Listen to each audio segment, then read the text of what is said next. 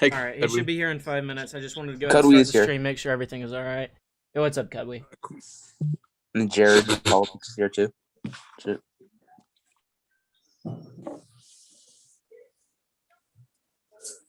How long is this interview going to be? Usually interviews with Blocker an hour. You've done more than one?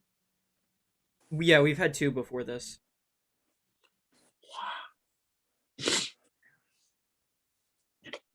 What's block stance on like immigration? No idea. No idea. All right. How does he feel about the Lockean proviso? I mean, he believes in Lockean Rothbardian property rights, so I'm sure he has a different interpretation. I mean, obviously, the Lockean proviso is a broad thing. There are different interpretations to the Lockean proviso. Obviously, he takes like a Rothbardian interpretation of it. But that is the foundation of most like. Oh, he's here. All right, everybody, mute up for a moment. And webcams on if you have them.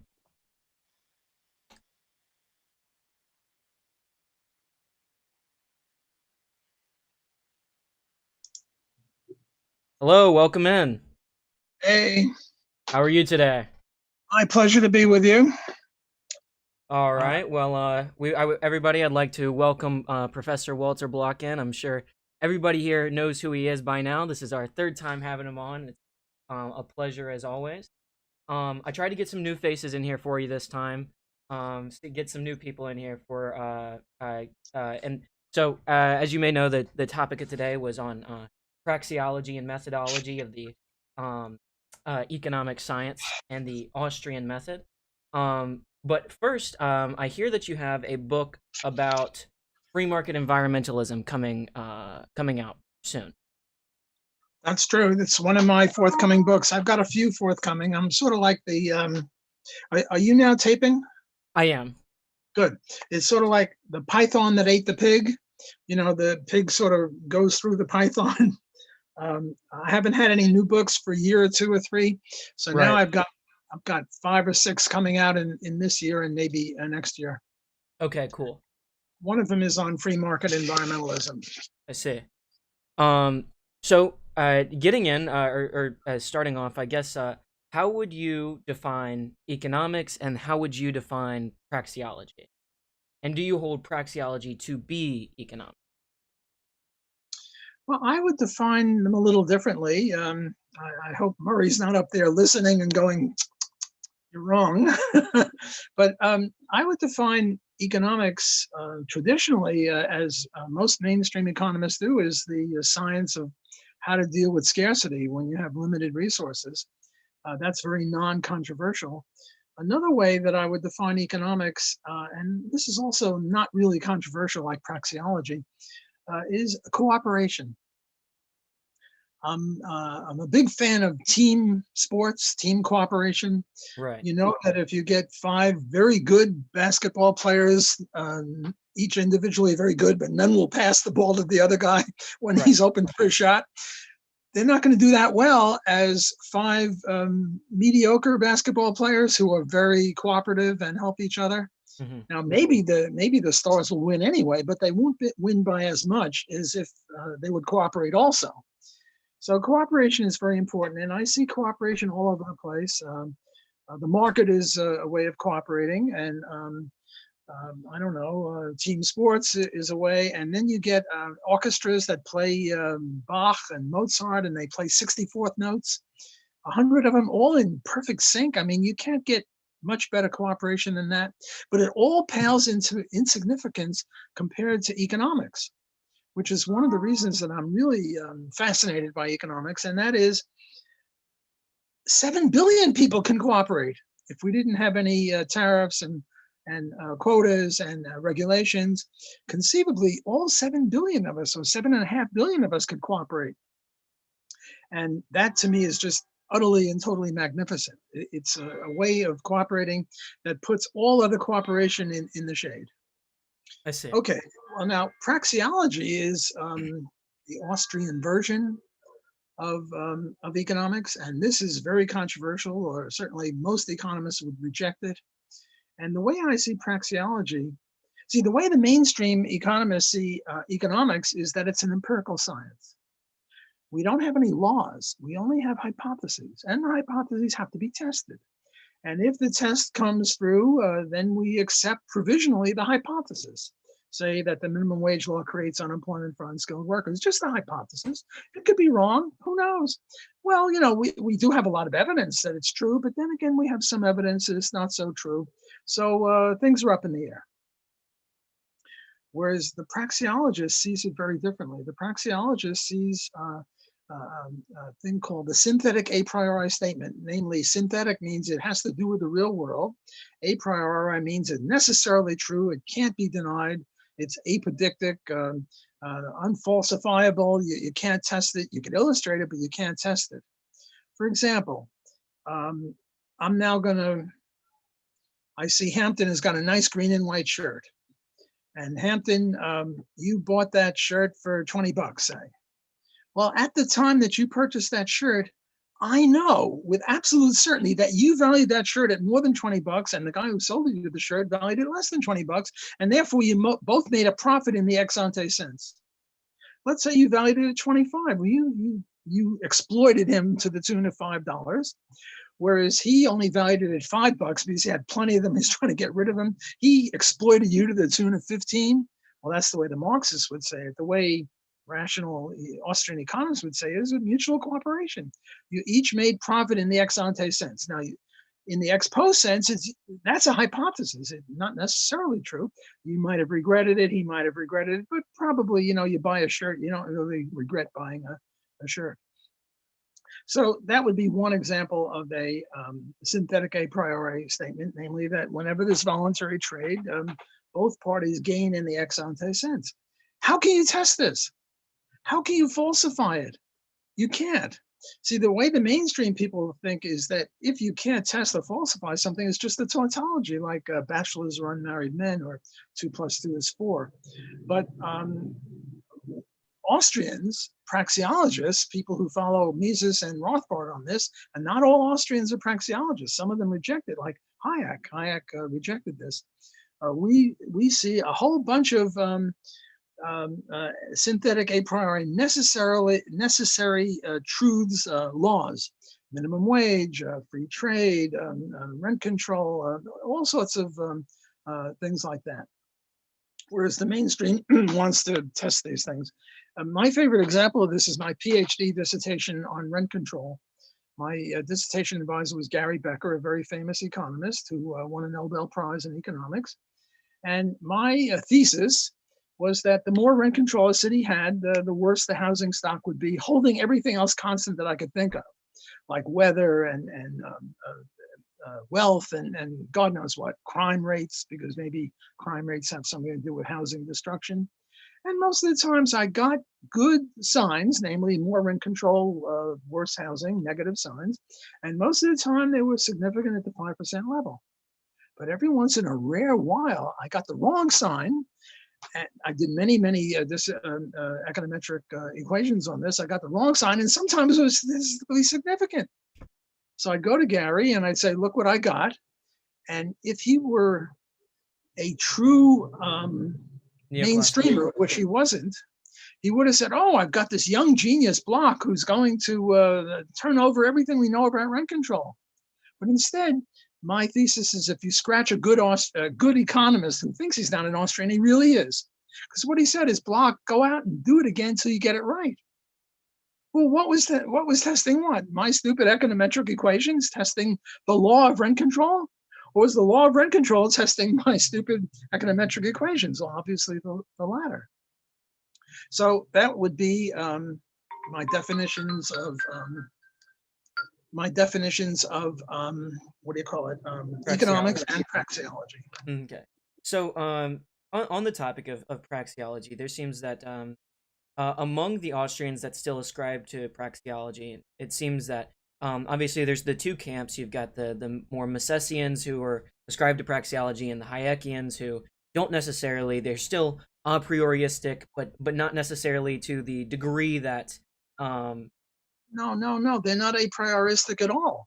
I mean, they are Austrians in many other ways. I mean, Hayek was very good on business cycle theory, and Hayek was very good on many other things, but he did not follow Mises on praxeology. So he was not a prioristic.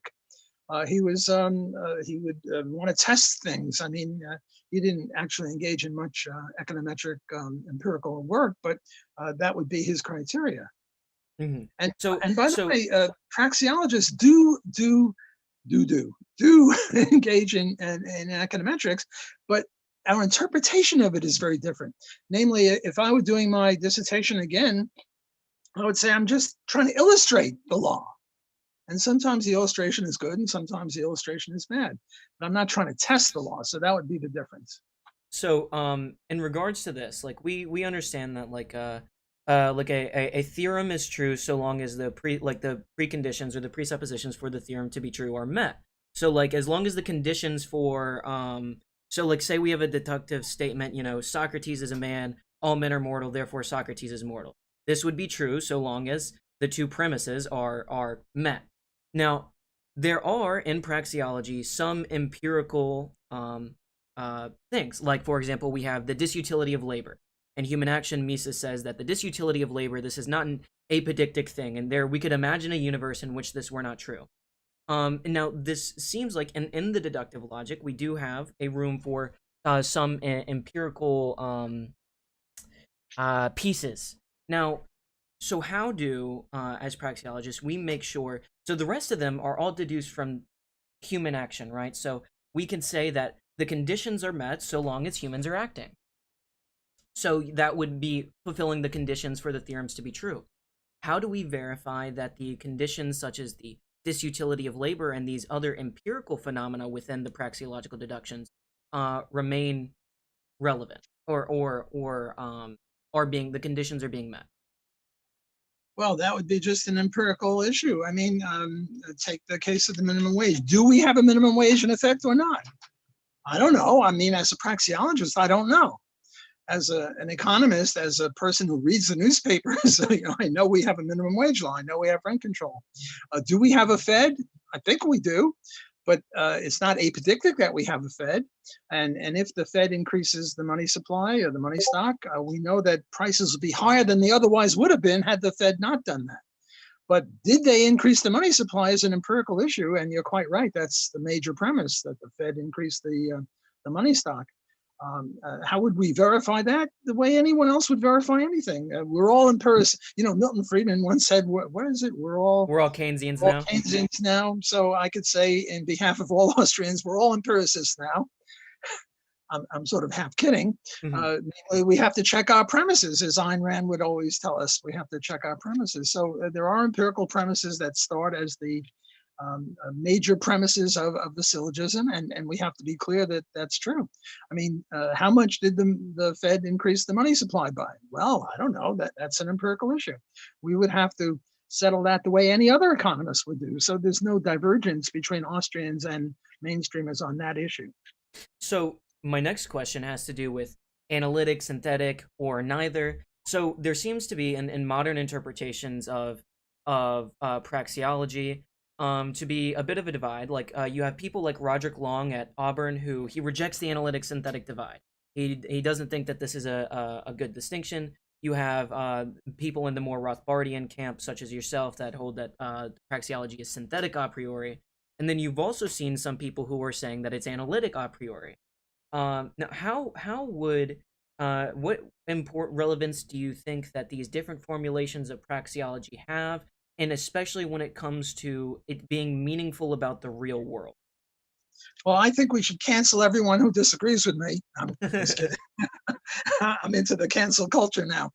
I mean, a priori is how we get to learn stuff. Analytic is whether it's a tautology or not, and right. Empirical is describing the world or not, as is synthetic. I think it's good that we have different viewpoints. I'm a big fan of Roderick Long, who is a philosopher, not really an economist, but I'm not a credentialist. I mean, if he wants to be an economist, he's an economist as far as I'm concerned. But I could disagree with him. And certainly the people at Mason, like Pete Boettke and other his colleagues at George Mason, would be more Hayekian than Rothbardian. I'm not sure how you settle this. I guess I would talk about Hans Hoppe's argumentation ethics. Mm-hmm. The way to settle anything is to discuss it and have articles and we criticize this, they criticize that, and out of this dialogue comes truth. This reminds me of a story. There was this very famous Chicago economist, Sherwin Rosen, unfortunately recently deceased, who wrote an article. I forget the exact title. It was something like, "Is there any room for learning or help between or cooperation between Austrians and mainstream economists?" And he said no. And what was his reason? Well, there are more mainstream economists than there are Austrians. And this is almost silly because you can't tell truth by democratic nose counting. And at one time everyone believed the earth was flat, so that means the earth is flat. So my colleagues and I wrote and said, look, we're going to try a reductio ad absurdum. We're going to say, whenever there's a debate, whoever publishes last is correct. Now, this is silly. It's just as silly as saying that the mainstream is correct and the Austrians are not because they outnumber us. But it's an objective fact. Who published last? Now, it might be that somebody died in the middle of a discussion. That means the other guy is right. So what we did is we got about 150 debates between Austrians and mainstreamers. And we found out that about 75 of them out of the, 100 out of the 150, I forget the exact numbers, but around 2/3 or 3/4 of all the debates between Austrians and mainstreamers, we published last. So therefore we're right in 3/4 of the cases, which is imbecilic, but we weren't serious in saying that. What we were saying is, if you want to have an objective criteria of truth, well, who publishes last is just as silly as how many people adhere to the doctrine. Right. Now, so there is definitely some criticism raised against the apodictic truths in the sense that a lot of people will say if there can be no proof for something, there can be no proof against it, or if there can be no proof against something, there can be no proof for it. And I think Mises would probably agree with this. In Human Action, he says that, well, when we go out and do things, we're not proving these things are already true. And so that is usually a criticism brought up about empirical relevance of the a priori theorems in regards to bringing them into the realm of reality. And what would you say to this? Well, maybe I'm misinterpreting you, but it seems to me that this is like the logical positivists of the Vienna school, not the Austrians, the logical positivists who were saying that if you can't test a hypothesis, if you can't falsify it, then it's not really a legitimate hypothesis. I mean, before we could get to we can't get to Jupiter right now. And, I want to make a claim that, in Jupiter, there's a certain gas. Well, we can't test this actually, but we can test this hypothetically. Namely, we know how to test it. You just go to Jupiter and get some gas and see what's going on there. But the idea here is, how can you test the fact that who was it that I was talking about a shirt? I guess he that was there we go. Hampton. Hampton. How are you going to test my claim that Hampton benefited ex ante when he bought the shirt? I once got into a little debate with who's the guy who wrote out Why I'm Not an Austrian, Brian Kaplan. Mm-hmm. And I gave him an example like that. And I said, how are you going to test that? And he spoke for about 15 minutes straight, and I couldn't understand a word he said. Namely, he was just filibustering. I mean, there's no way to test that Hampton gained $5. Well, I don't know about $5, but that he gained something. Otherwise, he wouldn't have done it.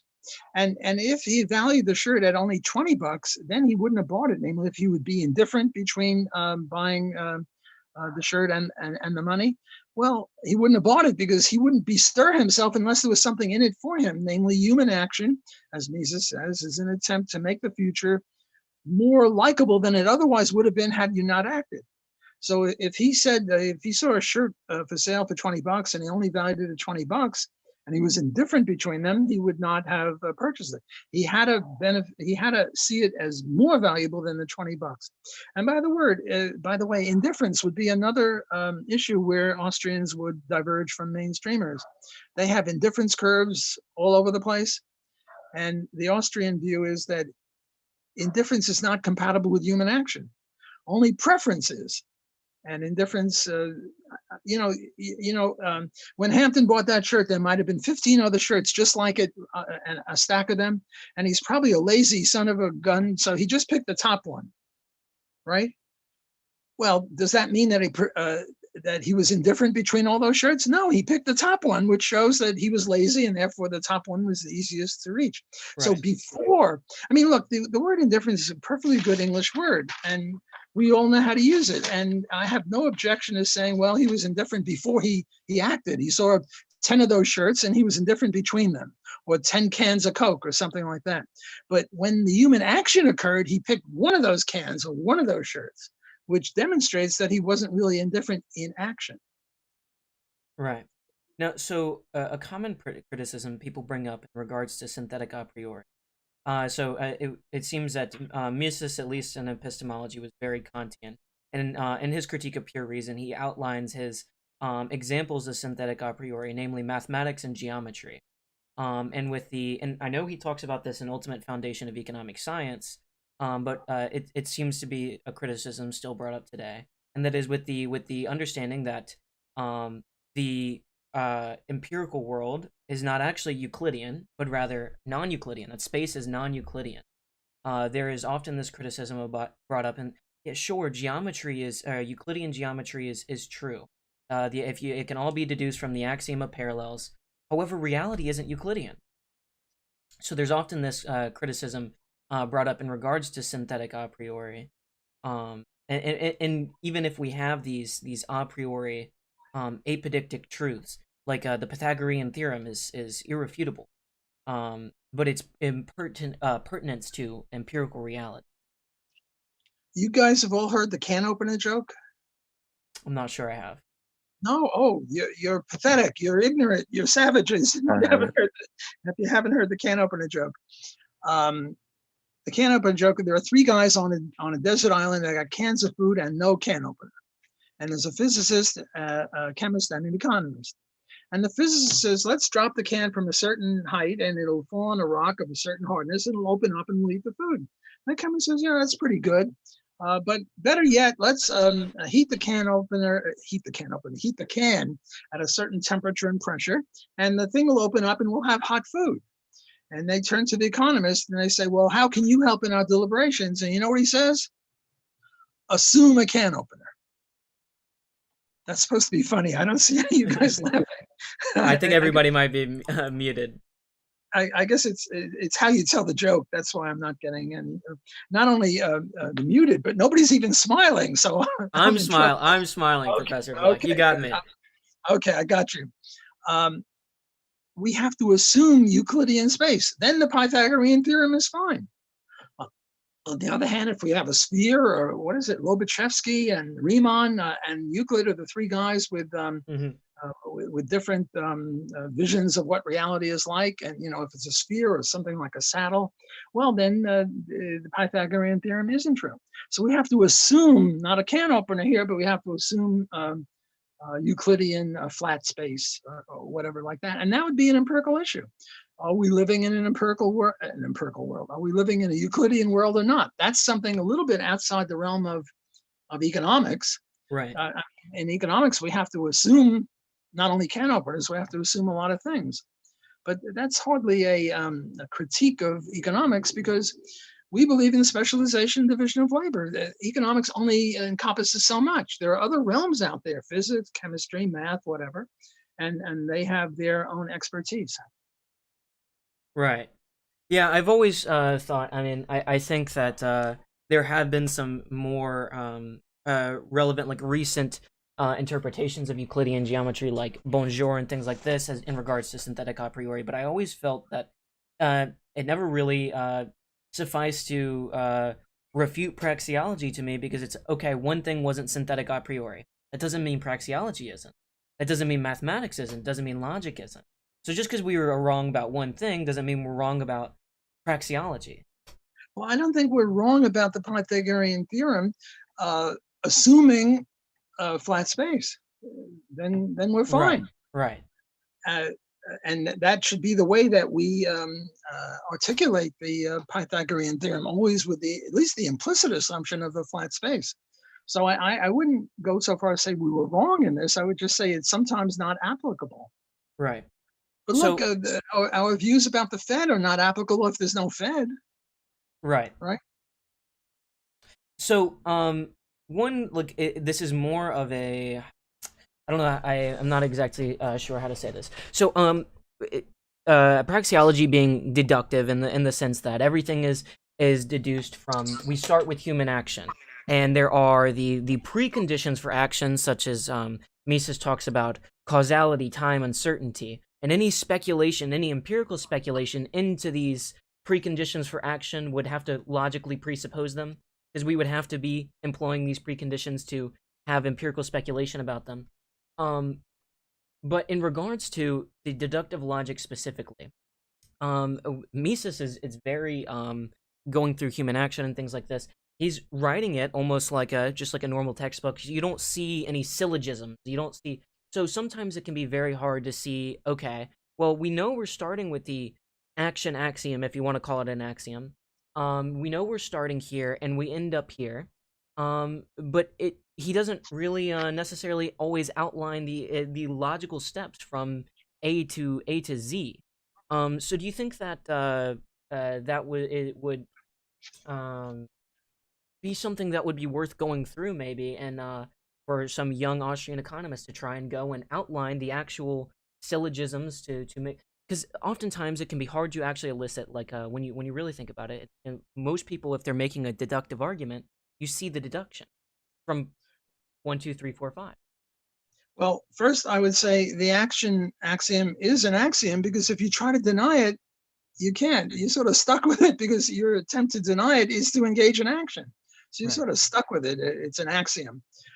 As to whether there's room for more Austrian economics and more praxeology for younger people, well, Murray Rothbard was a young guy compared to Mises, and he stood on Mises's shoulders, and he wrote Man, Economy, and State, which was sort of, I don't know what, his version of human action, put it that way.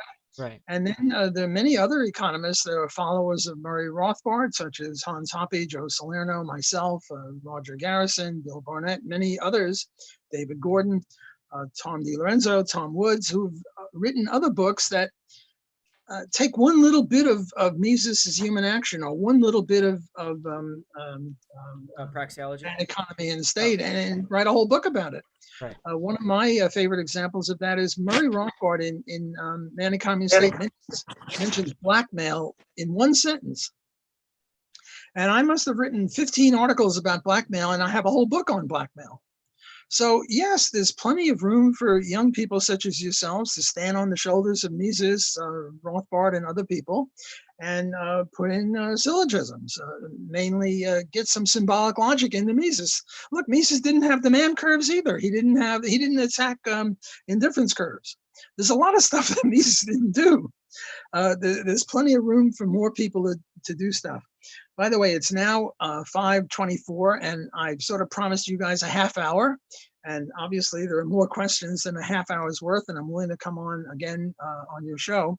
But I just wanted to ask you guys a question. How do you, about 15 of you, are you in a club or just a bunch of buddies, or what's the relationship of all you guys? So the YouTube channel that this is being streamed on is a group, and we just run like social media. We have TikTok and Instagram, and it's just a group account of, I guess you could say, young Austrian economists. Most of the people in there are still in their teens and learning, and we post videos and introduction type things, and we host debates on the YouTube channel and stuff like that.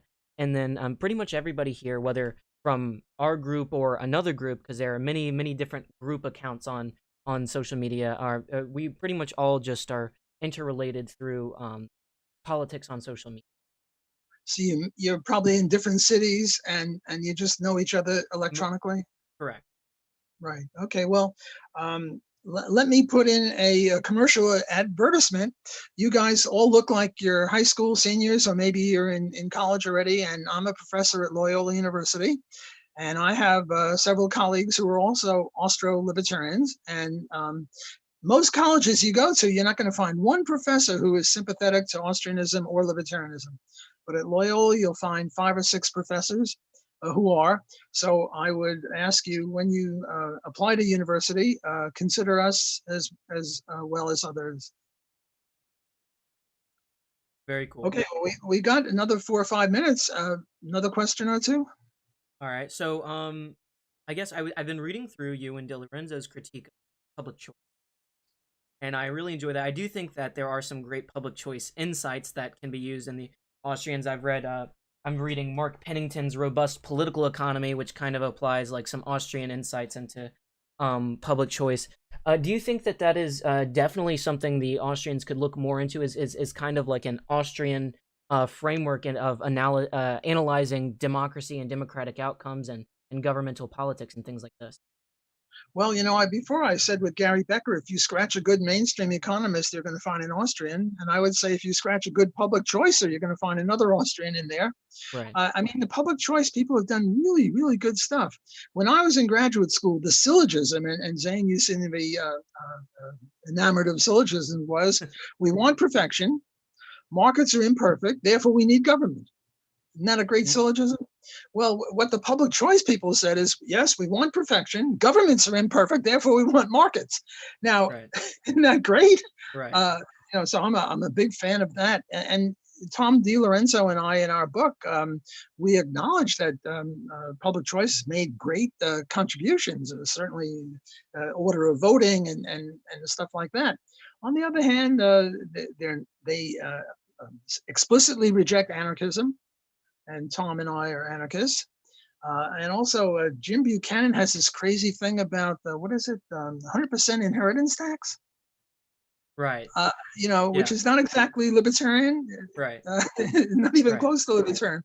So we have a whole book attacking public choice, but we do acknowledge that they've made some good contributions. Oh, there's the book. So, that book alone might be worth an interview, and certainly maybe you can get me and Tom. Now, you did mention debating. I like debating.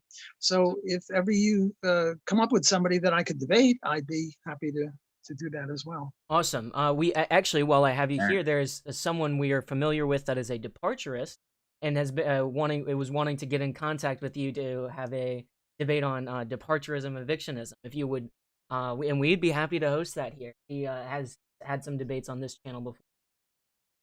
Who is that? His name is Benjamin. He's a big creator on social media. He's got about 150,000 followers on TikTok, and his main topic is one of his main topics, abortion. And so, if you would like, we could set that up here. Sure. Well, I've got two He books. also interviewed you before too. I've got 2 books forthcoming on evictionism. One is just a compilation of all articles that I've written about it, and another is all new stuff. Mhm. And I think I do have one chapter where I criticize, I forget the author's name, on departurism. So that would certainly be a good topic of debate. Awesome. And one short question somebody in chat asked, and this is I don't know if you are into metaphysics or anything, but they asked you if you were a dualist, or if you were a dualist, a physicalist, or an idealist in regards to not economics but metaphysics, if you had a position. When you first mentioned dualist, I was thinking of dueling somebody with a sword. I'm not a dualist in that regard. Right.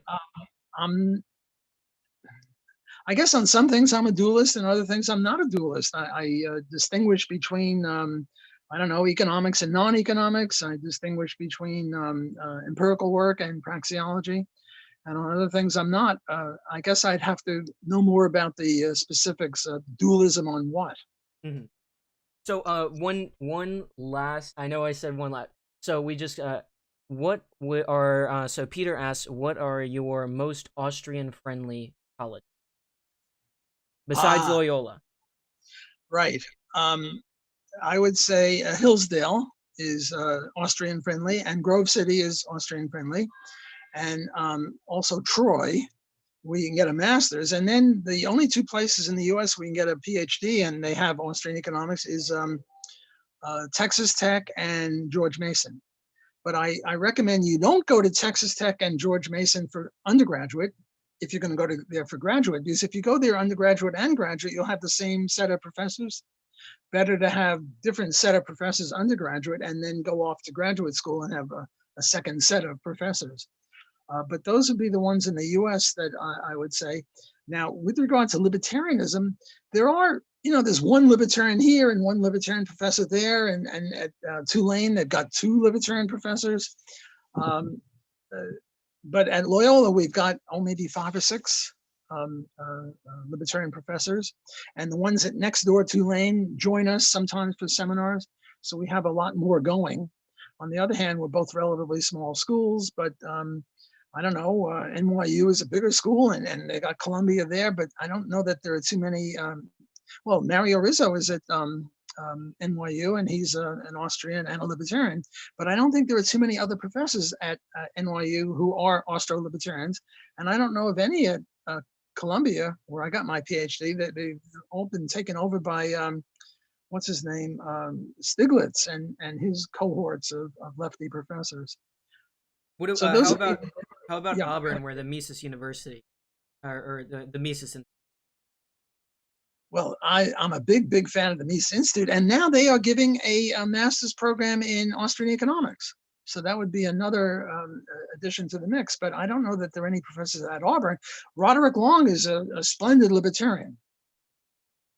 I disagree with him on some things. He's what's called a thick libertarian, not a thin libertarian. Thin libertarian is just the non-aggression principle and private property rights.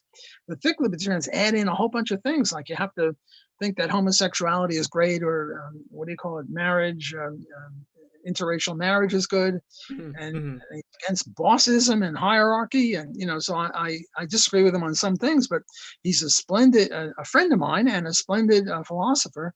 But I think he's the only one at Auburn University who is now libertarian. So I don't recommend Auburn on that ground. I got to get off. I understand. No more. Another last question. I got you. Well, thank you for coming on again, and it's always a pleasure to have you and talk to you. Good. And whether or not we do a debate, I'd be happy to come on in a month from now and do more stuff. Awesome. All right. Take care. Thank you so much. Bye.